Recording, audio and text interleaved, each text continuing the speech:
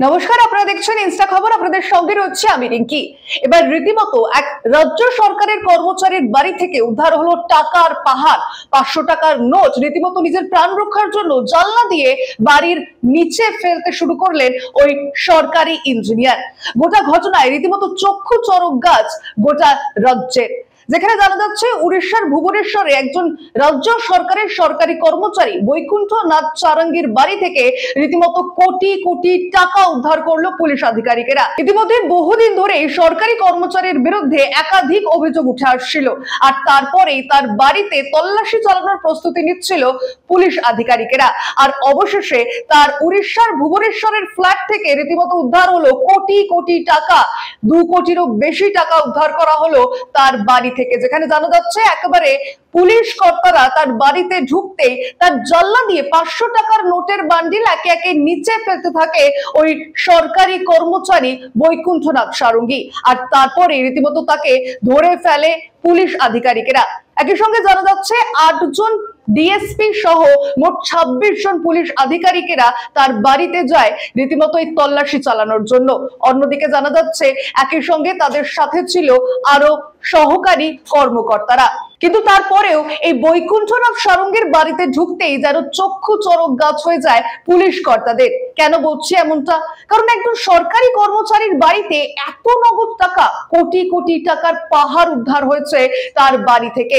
যে বিষয়ে জানা যাচ্ছে এই বৈকুণ্ঠনাথ সারঙ্গী একজন রাজ্য সরকারের কর্মকর্তা ছিলেন। জানা যাচ্ছে তিনি গ্রামীণ উন্নয়ন বিভাগের রীতিমতো প্রধান প্রকৌশলী ছিলেন। কিন্তু তার বাড়িতে এত টাকা কি করছে, সেই প্রশ্ন সাধারণ মানুষের মনে ঘুরপাক খাচ্ছে অবশ্যই। আর তারই উত্তরে জানা যাচ্ছে বিপুল পরিমাণ ঘুষ নিয়ে তার সম্পত্তির পরিমাণ বাড়িয়েছে এই সরকারি কর্মচারী।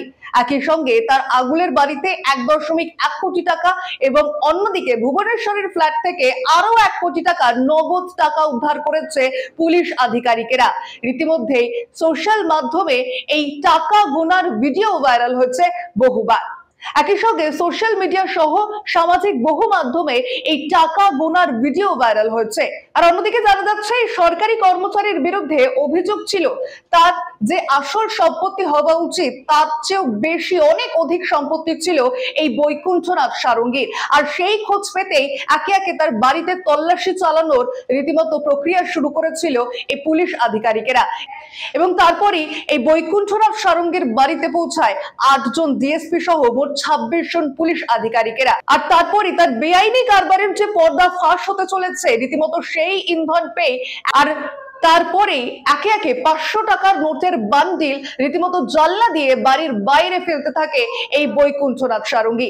আর তারপরে রীতিমতো প্রত্যক্ষদর্শীদের উপস্থিতিতেই একে একে সেই নোটের বান্ডিল গুলিও উদ্ধার করে পুলিশ আধিকারিকেরা।